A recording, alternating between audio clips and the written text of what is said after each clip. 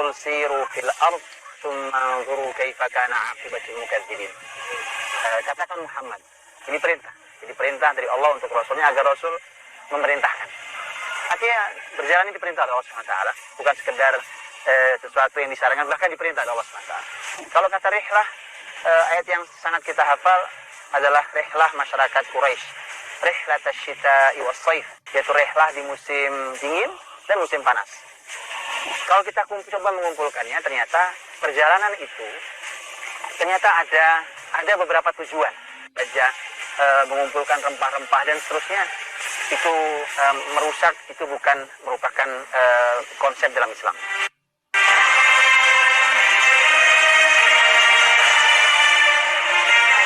Tidaklah Allah memerintahkan sesuatu tanpa terkandung keutamaan di dalamnya, termasuk dalam perintah melakukan perjalanan. Dengan melakukan perjalanan atau bepergian, manusia dapat melihat indahnya ciptaan Allah Subhanahu wa Ta'ala. Manusia juga dapat melihat bukti-bukti kebesaran Sang Pencipta, serta melihat kondisi masyarakat di tempat tersebut.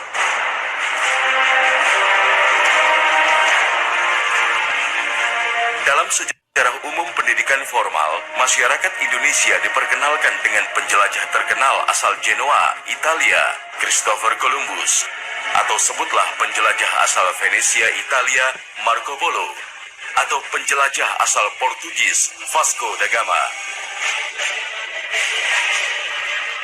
Namun pendidik saat ini lupa bahwa Islam punya penjelajah terkenal asal Maroko, jauh sebelum Marco Polo dan Columbus, bahkan daya jelajahnya lebih jauh.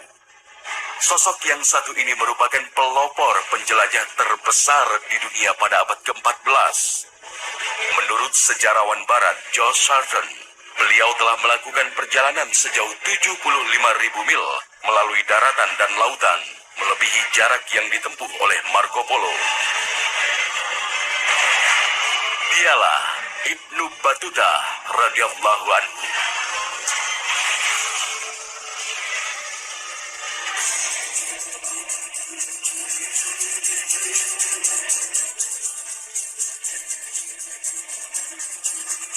Lahir di Tanjir, Maroko pada tahun 1304 Masehi. Bernama lengkap Muhammad bin Abdullah bin Muhammad bin Ibrahim At-Tanji. Bergelar Samsyuddin bin Battuta atau lebih dikenal dengan Ibnu Battuta. Sejatinya, Ibnu Battuta bukanlah seorang petualang ataupun penjelajah. Ia hanyalah pemuda biasa yang gemar belajar ilmu agama dan sastra. Perjalanan spiritualnya ke Tanah Suci Mekah mengubah dirinya menjadi seorang penjelajah besar yang dimiliki umat muslim dan dunia keseluruhan.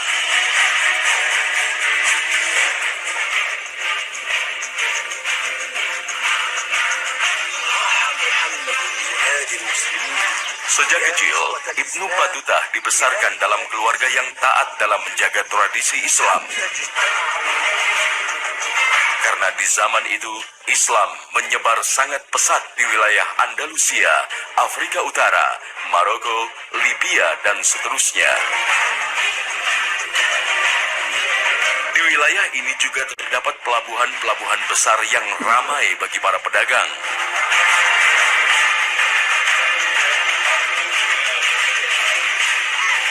Dengan kondisi masyarakat dengan nuansa Islam yang kental, Ibnu Battuta begitu nyaman mendalami ilmu-ilmu fikih, ilmu geografi, ilmu alam semesta, ilmu sastra, dan syair Arab.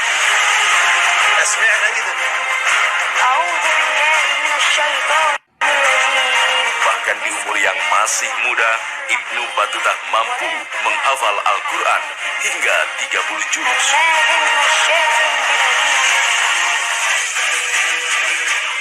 Kekagumannya akan kebesaran Allah Subhanahu wa Ta'ala, ilmu-ilmu yang dipelajarinya sejak kecil, dan niat ibadah yang kuat inilah yang menjadi latar belakang Ibnu Battuta berkeinginan kuat untuk pergi menjelajahi dunia. Dia senang sekali itu, sehingga Kalau dia ada di tepi laut kemudian membaca buku itu, dia merasa seperti terpenjara di kotanya. Dia membayangkan ini ada di mana keindahan seperti ini, sehingga dalam dirinya pelan tapi pasti terbentuk keinginan besar untuk menikmati semua yang ditulis di buku itu. Tentu Tonja atau tempat wilayahnya di Maroko tentu negeri yang juga indah, tetapi membaca semua yang ada ini tentu tidak ada semua di sana, sangat kurang. Karenanya dia ingin sekali melakukan perjalanan ke negeri-negeri yang disebutkan itu. Makanya suatu hari dia berpamitan kepada ayahnya, dia berpamitan bahwa dia mau melakukan ibadah haji. Tapi ayahnya tahu persis bahwa anaknya ini tidak hanya akan melakukan ibadah haji, tetapi mau melakukan perjalanan. Tentu ayahnya berat hati karena saat itu ayahnya juga sudah tua. Bahkan ayahnya sempat mengatakan, sempat berat hati, kalau haji ini tidak ada masalah, tapi bahwa dia pergi entah kapan kembalinya. Dan ini juga menarik, yaitu perjalanan Ibnu Battuta dimulai dari haji. Niat awalnya adalah ibadah, ini haji, perlu perjalanan jauh. Makanya aneh, dan mohon diperhatikan bahwa aneh kalau hari ini kita sudah berjalan kemana-mana, sudah berkeliling menghabiskan sekian banyak uang, tapi belum haji, belum umroh. Meski berat hatinya meninggalkan rumah dan orang-orang yang dicintainya di usia 21 tahun, Ibnu Battuta tetap meninggalkan kampung halaman demi untuk menunaikan ibadah haji ke Mekah yang berjarak 3.000 mil ke arah timur. Dari tanah kelahirannya, Tanjir, Afrika Utara, ia melakukan perjalanan melewati Libya, Aljazair, Tunisia, hingga memasuki wilayah Mesir.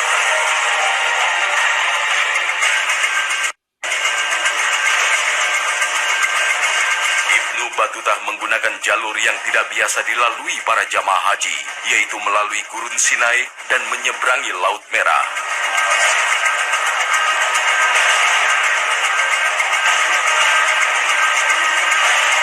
Namun sesampainya di tepi Laut Merah, Ibnu Battuta sadar bahwa situasi dan kondisi di sana sangat jauh dari harapannya menyeberangi lautan menuju Jeddah.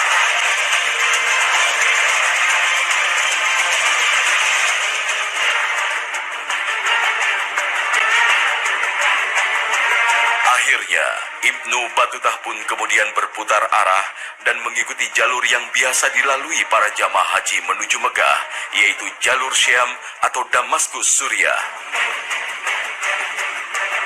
Melalui jalur ini, ia justru mendapatkan keuntungan. Karena selain dapat melakukan perjalanan bersama kafilah yang terdiri dari ribuan jamaah muslim, ia juga dapat mengunjungi Al-Quds, Palestina.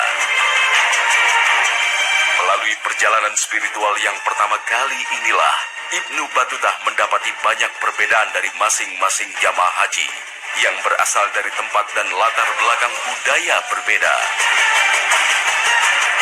Faktor ini juga yang mengubah cara pandangnya pada dunia dan menjadikannya seorang penjelajah dunia nantinya. Haji yang kedua, terus nanti keluar lagi, berangkat lagi, nanti masuk bisa menyeberangi dari Laut Merah terus tembus sampai wilayah Turki.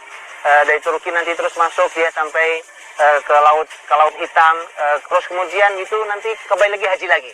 Terus nanti berjalan ke arah selatan ke Yaman, masuk ke wilayah Bahrain, begitu seterusnya berjalan. Dan disebutkan bahwa Ibnu Battuta itu melakukan perjalanan ini dengan melaksanakan 4 kali ibadah haji, mengitari wilayah yang disebutkan bahwa bahkan ilmuwan hari ini juga mengukur perjalanan Ibnu Battuta dengan perjalanan para pelancong yang dikenalkan ke kita anak-anak kita, para pelancong Eropa, sebutlah siapapun, Marco Polo, Magellan, Columbus, siapapun, bandingkan dengan perjalanan Ibnu Battuta.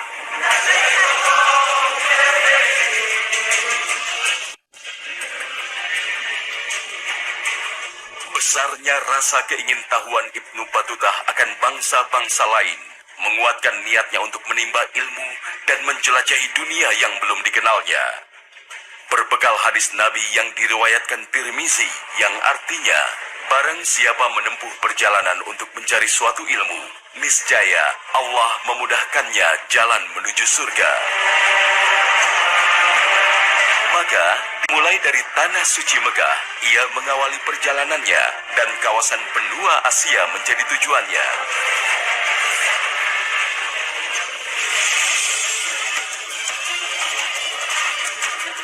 Dan pada tahun 1330 Masehi, di usianya 27 tahun, dan tanpa berbekal keahlian penjelajahan, Ibnu Battuta melanjutkan petualangannya dari Jeddah menuju India. Meski terlahir dari kota pesisir pantai, Battuta belum pernah melakukan perjalanan laut. Dan itulah pertama kalinya Ibnu Battuta berpetualang melalui lautan.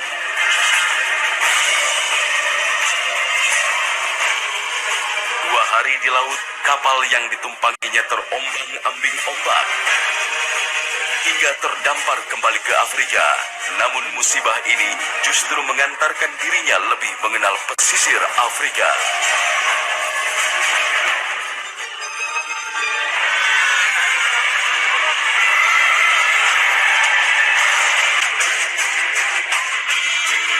Dari Persia, Ibnu Battuta berkesempatan singgah di kota Baghdad, Irak. Sisa-sisa kejayaan peradaban Islam di bawah dinasti Abbasiyah benar-benar mengesankan Ibnu Battuta. Berbagai pengalaman dan pelajaran yang didapatnya, ia rekam baik-baik dalam benaknya. Hingga pada tahun 1332 Masehi, melalui Yaman, ia kembali ke Tanah Suci Mekah.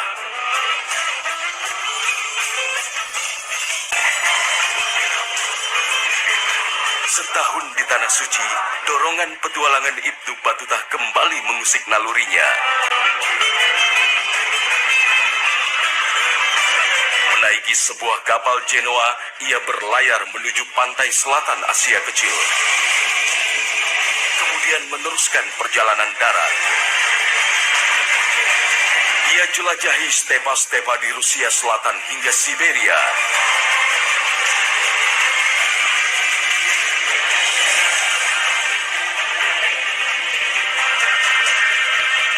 Pada tahun 1333 Masehi, setelah melalui perjalanan panjang melewati wilayah Iran, Anatolia, dan Asia Tengah, Ibnu Battuta akhirnya singgah di tepi Sungai Indus, tepi barat India, yang dikuasai oleh Sultan Muhammad Tughlaq, penguasa Muslim di Delhi. Berkat keahliannya dalam hukum fikih, ia diangkat menjadi seorang qadhi atau hakim agung di Kesultanan Delhi hingga lebih dari 7 tahun lamanya. Ibnu Battuta pun semakin matang. Hingga dalam sebuah misi ke Tiongkok, ia kemudian singgah di Samudra Pasai di Aceh, Nusantara, yang saat itu dikuasai oleh penguasa Muslim, Sultan Malik At-Thohir, seorang sultan yang alim dan cerdas. Ibnu Battuta melewati negeri ini. Ini yang seharusnya negeri ini menjadikan kitab tulisan Ibnu Battuta perjalanannya, apalagi beliau seorang Muslim, bahkan dia menyaksikan banyak sekali, bahkan dia lebih layak disebut daripada para pelancong yang bukan Muslim. Itu satu. Yang kedua, ternyata juga kilometer tidak lebih panjang daripada Ibnu Battuta, dan artinya harusnya Ibnu Battuta lebih berhak untuk disebut-sebut karya ilmiahnya, karya tulisannya. Dan itu masalahnya yang luar biasa adalah dia berkisah tentang negeri ini, yaitu tentang Sumatera. Seharusnya kita pelajari ini supaya kita kenal bahwa Indonesia yang hari ini seharusnya melihat sejarah Indonesia di masa lalu, supaya tahu bahwa ini bukan Indonesia kita hari ini. Kita punya Indonesia yang jauh yang luar biasa. Samudra Pasai di Aceh memiliki kesan tersendiri bagi Ibnu Battuta. 2 minggu tinggal di negeri Nusantara ini, Ibnu Battuta benar-benar mendapat pengalaman baru yang membuatnya terkesan. Samudra Pasai yang sangat subur, segar dan hijau kala itu menjadi pusat studi Islam di Asia Tenggara dan mempertahankan adat budaya setempat dengan sangat baik.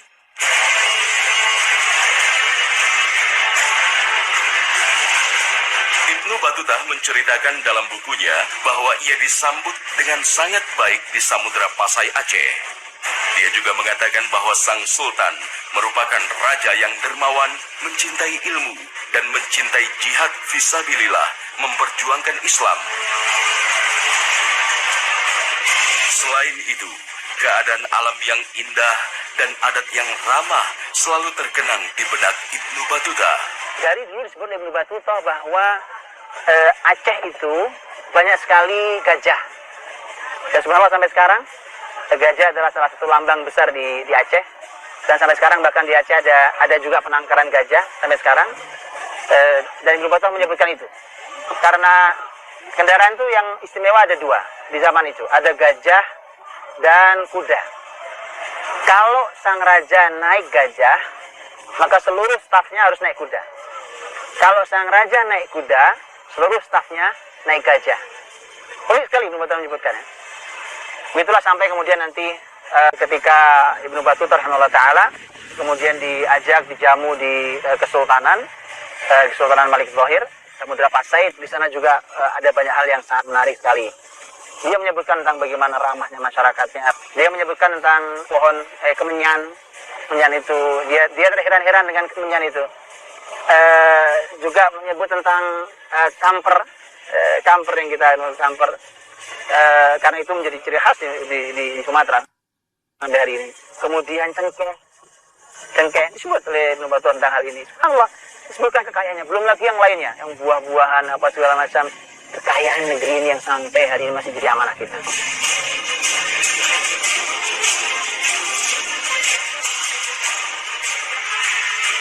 Seusai misinya di Tiongkok, Ibnu Battuta singgah selama beberapa minggu untuk merayakan pernikahan putra Sultan Malik At-Thohir dan mencatat tiap detail adat pernikahan di Kesultanan Samudra Pasai.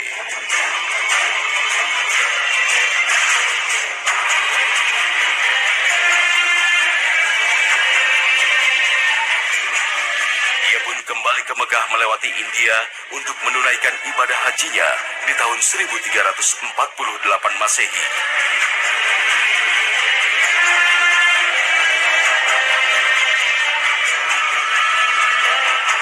Dari Mekah, ia memutuskan untuk kembali ke negerinya Maroko. Tiba di kampung halaman di Tanjir, ia mendapati orang tuanya telah lama tiada. Sungguh petualangan yang sangat fenomenal dan istimewa.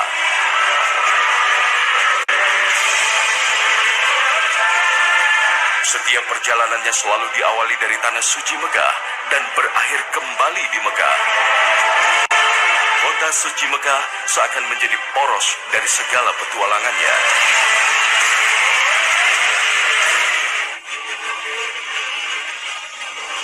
Sejak kepulangannya ke Tanjir, di usianya 45 tahun, ia sempat berkelana kembali ke Andalusia dan kawasan Afrika Dalam. Sebuah kawasan yang belum pernah tersentuh penjelajah manapun di dunia. Akhirnya, Ibnu Battuta kembali ke negerinya di tahun 1355 dan mendiktekan semua pengalaman petualangannya pada sahabatnya yang bernama Ibnu Juzai. Pengalaman itu terkumpul dalam kitab berjudul Rihlah Ibnu Battuta.